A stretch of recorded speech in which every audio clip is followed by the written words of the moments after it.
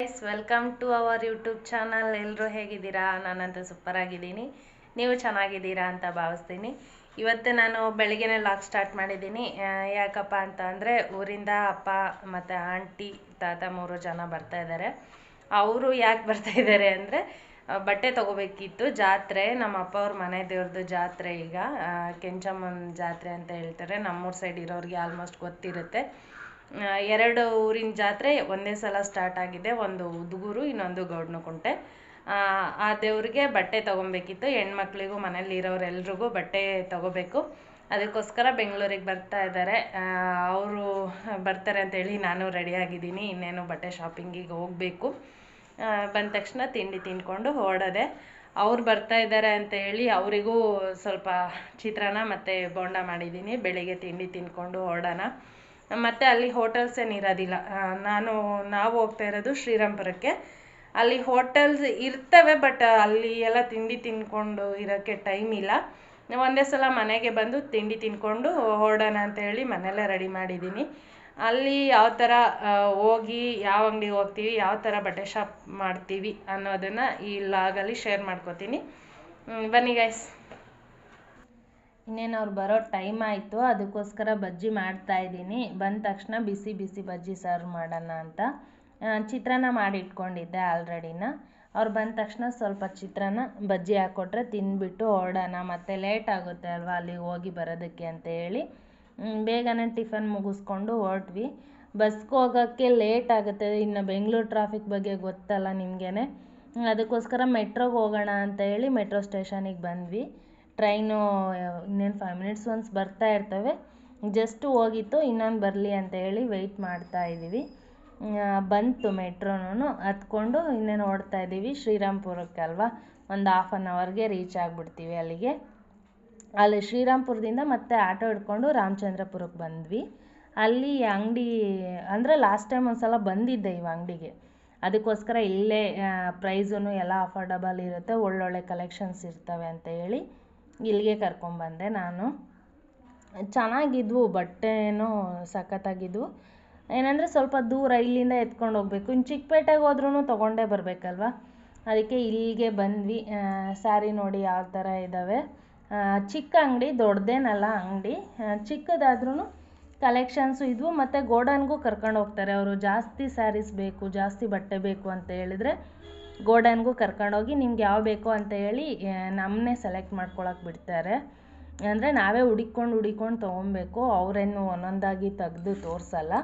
ನಮ್ಗೆ ಯಾವ ಬೇಕೋ ಅವನ್ನ ನಾವು ತೊಗೋಬೋದು. ಈ ಥರ ಇರುತ್ತೆ. ಇದು ಅಂಗಡಿ, ಗೋಡನಲ್ಲಾದರೆ ಕಿತ್ತಾಕ್ಬಿಟ್ಟಿರ್ತಾರೆ, ಯಾವ್ಯಾವ ಬೇಕೋ ಎಲ್ಲ ಹುಡಿಕೊಳ್ಳಿ ಅಂತ ಹೇಳಿ. ಇದು ಅಂಗಡಿ. ಇಲ್ಲೇ ಸೆಲೆಕ್ಟ್ ಮಾಡಿದ್ವಿ. ಚೆನ್ನಾಗಿದ್ವು ಸ್ಯಾರೀಸು ನೋಡಿ ಯಾವ ಥರ ಇದ್ದಾವೆ ಅಂತ. ಎಲ್ಲ ಹ್ಯಾಂಗ್ ಮಾಡಿರ್ತಾರೆ. ನಾವು ಅದು ಕೇಳಿದ್ರೆ ಅವರು ತಕ್ಕೊಡ್ತಾರೆ. ಜಾಸ್ತಿ ಸ್ಯಾರೀಸ್ ಬೇಕಲ್ಲ, ನಾವು ಬಂಡಲ್ ತೊಗೊಂಡ್ವಿ. ಅದಕ್ಕೋಸ್ಕರನ ನಾವೇ ಹುಡುಕೊಂಡ್ವಿ. ಎಷ್ಟು ಜನ ಇರ್ತಾರೆ ನೋಡಿ. ಅದೇ ಸಾಟರ್ಡೆ ಸಂಡೇ ಹೋಗಿದ್ರೆ ಇನ್ನೂ ಜನ ಇರ್ತಾಯಿದ್ರು. ನಾವು ವೀಕ್ ಡೇಸಲ್ಲಿ ಹೋಗಿದ್ವಿ, ಜನ ಅಷ್ಟಾಗಿ ಏನಿರಲಿಲ್ಲ. ಶಾಪಿಂಗ್ ಎಲ್ಲ ಮುಗಿಸ್ಕೊಂಡು ಸ್ಯಾರೀಸ್ ತೊಗೊಂಡು ಹೊರಟ್ವಿ. ಇನ್ನು ಶ್ರೀರಾಮ್ಪುರ ಮೆಟ್ರೋ ಸ್ಟೇಷನಿಗೆ ಬಂದಿದ್ವಿ. ನಾವು ಆಟೋದಾಗ ಬಂದ್ವಿ ಅಲ್ಲಿಂದನ. ಇನ್ನು ನಮ್ಮ ಅಪ್ಪ ಮತ್ತು ನಮ್ಮ ಮಾಮ ನಡ್ಕೊಂಡು ಬರ್ತಾಯಿದ್ರು. ಅದಕ್ಕೋಸ್ಕರ ನಾವು ಮೆಟ್ರೋ ಸ್ಟೇಷನ್ ಹತ್ರನೇ ಕೆಳಗೆ ವೆಯ್ಟ್ ಮಾಡ್ತಾಯಿದ್ದೀವಿ. ನೋಡಿ ಇವರು ಯಾವ ಥರ ಕ್ಲೀನ್ ಮಾಡ್ತಾರೆ. ನಾವು ಇವ್ರದ್ದು ಡಸ್ಟ್ ತುಂಬ ಇರುತ್ತೆ. ರೋಡ್ ಸೈಡ್ ಇರೋ ಮೆಟ್ರೋ ಸ್ಟೇಷನ್ ಎಲ್ಲ ರೋಡ್ ಸೈಡ್ ಇರೋದು ಆಲ್ಮೋಸ್ಟು. ಡಸ್ಟ್ ಇರುತ್ತೆ ಅಂತೇಳಿ ಪಾಪ ಅವರು ಎಷ್ಟು ಕ್ಲೀನ್ ಮಾಡ್ತಾಯಿದ್ದಾರೆ. ಇನ್ನು ನಮ್ಮಪ್ಪ ಮತ್ತು ಮಾವ ಬಂದರು, ಹೊರಡ್ತಾ ಇದ್ದೀವಿ. ನೋಡಿ ಎಷ್ಟೊಂದು ಲಗೇಜು, ಒಬ್ಬೊಬ್ಬರು ಒಂದೊಂದು ಕವರ್ ಆ ಥರದವು ಇಟ್ಕೊಂಡಿದ್ದೀವಿ. ಎಲ್ಲನೂ ಒಬ್ಬರಿಗೆ ಇಟ್ಕೊಳಕ್ಕಾಗಲ್ಲ ಅಂತ ಹೇಳಿ ನಮ್ಮ ಅಪ್ಪ ಒಂದು, ಪ್ರಿಯಾ ಒಂದು, ನನ್ನ ತಮ್ಮ, ನಾನು 4 ಕವರ್ ಇಟ್ಕೊಂಡಿದ್ದೀವಿ ಸಪ್ರೇಟ್ ಮಾಡಿಸ್ಕೊಂಡು.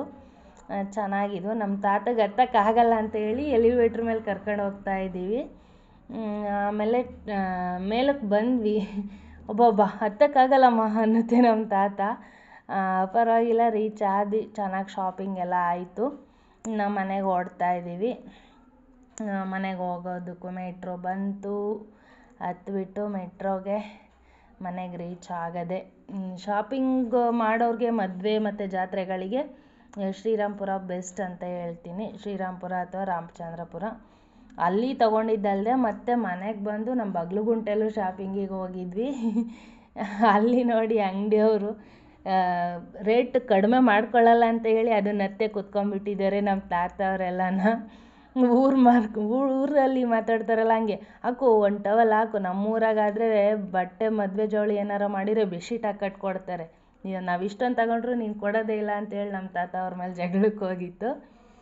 ಅದಕ್ಕೆ ಎಲ್ಲ ಕುತ್ಕೊಂಡು ಇವ್ರದ್ದು ಆಗಲ್ಲ ಅಂತ ಹೇಳಿ ಕುತ್ಕೊಂಡು ನಗ್ತಾಯಿದ್ರು ನನ್ನ ತಮ್ಮ, ನಮ್ಮ ಮನೆಯವರು, ನಮ್ಮ ಆಂಟಿ ಅವರೆಲ್ಲನೂ. ಈ ಬಟ್ಟೆ ಶಾಪಿಂಗ್ ಒಂಥರ ಚೆನ್ನಾಗಿ ಎಂಜಾಯ್ ಮಾಡಿದ್ವಿ. ಇನ್ನು ಅದೆಲ್ಲೆಲ್ಲ ವಾದ ಮಾಡಿಕೊಂಡು ಅವ್ರ ಹತ್ರ ಟವಲು ಎಲ್ಲ ಹಾಕ್ಸ್ಕೊಂಡು ಬಂದರೆ ನೋಡಿ ಯಾವ ಥರ ಅಳ್ಬಿಟ್ಟಿದ್ವಿ ಮನೇಲಿ. ಒಂದೊಂದು ಅಂಗಡೀಲಿ ಒಂದೊಂದು ಕವರ್ ಕೊಡ್ತಾರಲ್ಲ ಆ ಥರ ಎಲ್ಲ ತಂದು ಇಟ್ಟಿದ್ದೀನಿ. ಊರಿಗೆ ಹೋಗುವಾಗ ಎಲ್ಲ ಚೀಲಕ್ಕೆ ಕಟ್ಟಬೇಕು. ಇದು ಮಾರನೇ ದಿನ ಅಂದರೆ next day vlog continuation vlog ಆಗಿರುತ್ತೆ. ನೆಕ್ಸ್ಟ್ ಡೇ ನಮ್ಮ ಅಕ್ಕ ಅವ್ರನ್ನ ಜಾತ್ರೆಗೆ ಕರಿಬೇಕು ಅಂತ ಹೇಳಿ ದೊಡ್ಡಬಿದ್ರಕಲ್ಗೆ ಹೋಗ್ತಾ ಇದ್ದಾರೆ ನಮ್ಮಪ್ಪ ಮತ್ತು ಆಂಟಿ ಅವರೆಲ್ಲರೂ. ಜೊತೆಗೆ ನಾನು ಹೋಗ್ತಾ ಇದ್ದೀನಿ. ಅವ್ರನ್ನೂ ನೋಡ್ದಂಗೆ ಆಗುತ್ತೆ, ಮಾತಾಡ್ಸ್ಕೊಂಬಂದಂಗೆ ಆಗುತ್ತೆ ಅಂತ. ದೊಡ್ಡಬಿದ್ರಕಲ್ಲಲ್ಲಿ ತುಂಬ ಒಳಗೆ ಇರೋದವರು.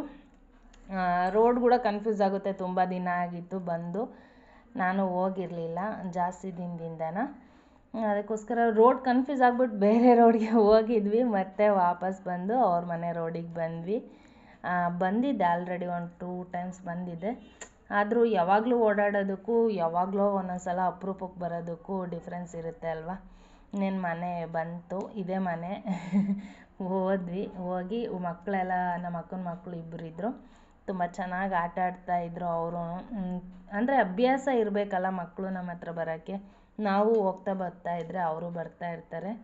ನಾವು ರೇರ್ ಹೋಗೋದು, ಅದಕ್ಕೋಸ್ಕರ ಇಬ್ಬರು ಹಠ ಮಾಡ್ತಿದ್ರು. ಅವ್ರ ಅಮ್ಮನಿಂದೆ ಹೋಗ್ತಾಯಿದ್ರು, ಬರ್ತಾಯಿರಲಿಲ್ಲ ನಮ್ಮ ಹತ್ರ. ಹೋಗಿ ಅವ್ರನ್ನೂ ದೇವ್ರಿಗೆ ಕರೆದು ಬಟ್ಟೆ ಕೊಟ್ಟು ನಮ್ಮಪ್ಪ ಅವ್ರನ್ನ ದೇವ್ರಿಗೆ ಕರೆದ್ರು. ಇನ್ನೇನು ಹೊರಟ್ವಿ ಹೋಗೋಣ ಅಂತ ಹೇಳಿ.